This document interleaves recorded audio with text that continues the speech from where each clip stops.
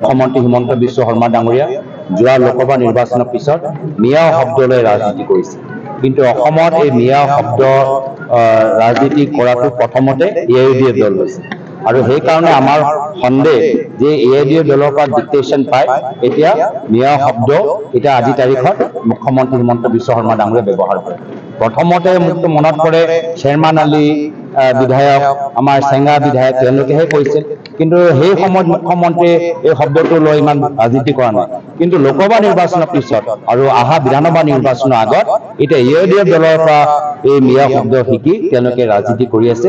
এইটোৱে প্ৰমাণ কৰে যে AIUDF আৰু মুখ্যমন্ত্ৰী হিমন্ত বিশ্ব শৰ্মা ডাঙৰীয়াৰ লগত এতিয়াও এটা মিল আছে, এতিয়াও তেওঁলোকৰ চুক্তি আছে আৰু সেইকাৰণে আগতে যিদৰে মুখ্যমন্ত্ৰী এদিন কিবা এটা আৱেগিক কথা ক'লে পিছদিনা মৌলানা আজমল ডাঙৰীয়াই এটা কথা কয়, আজি তাৰিখতো একেহে ৰাজনীতি দেখা পাইছো যে এদিন মুখ্যমন্ত্ৰী এটা কথা ক'ব আৰু তাৰ পিছদিনা চেঙাৰ বিধায়কজনে এটা বেলেগ এটা কথাবোৰ ক'ব।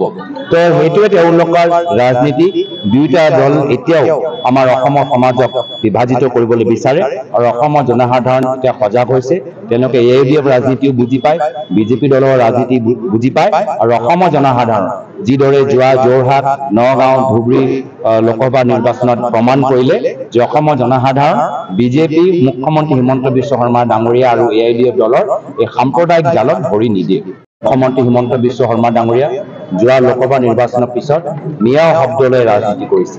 কিন্তু অসমত এই মিয়া শব্দ ৰাজনীতি কৰাটো প্ৰথমতে AIUDF দল হৈছে আৰু সেইকাৰণে আমাৰ সন্দেহ যে AIUDF দলৰ পৰা ডিক্টেশ্যন পাই এতিয়া মিয়া শব্দ এতিয়া আজি তাৰিখত মুখ্যমন্ত্ৰী হিমন্ত বিশ্ব শৰ্মা ডাঙৰীয়াই ব্যৱহাৰ কৰে।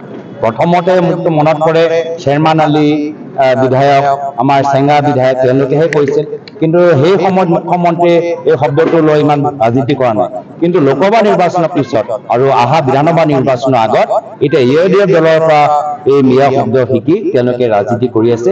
এইটোৱে প্ৰমাণ কৰে যে AIUDF আৰু মুখ্যমন্ত্ৰী হিমন্ত বিশ্ব শৰ্মা ডাঙৰীয়াৰ লগত এতিয়াও এটা মিল আছে, এতিয়াও তেওঁলোকৰ চুক্তি আছে আৰু সেইকাৰণে আগতে যিদৰে মুখ্যমন্ত্ৰী এদিন কিবা এটা আৱেগিক কথা ক'লে পিছদিনা মৌলানা আজমল ডাঙৰীয়াই এটা কথা কয়, আজি তাৰিখতো একেহে ৰাজনীতি দেখা পাইছো যে এদিন মুখ্যমন্ত্ৰী এটা কথা ক'ব আৰু তাৰ পিছদিনা চেঙাৰ বিধায়কজনে এটা বেলেগ এটা কথাবোৰ ক'ব। তো সেইটোৱে তেওঁলোকৰ ৰাজনীতি। দুয়োটা দল এতিয়াও আমাৰ অসমৰ সমাজক বিভাজিত কৰিবলৈ বিচাৰে আৰু অসমৰ জনসাধাৰণ এতিয়া সজাগ হৈছে।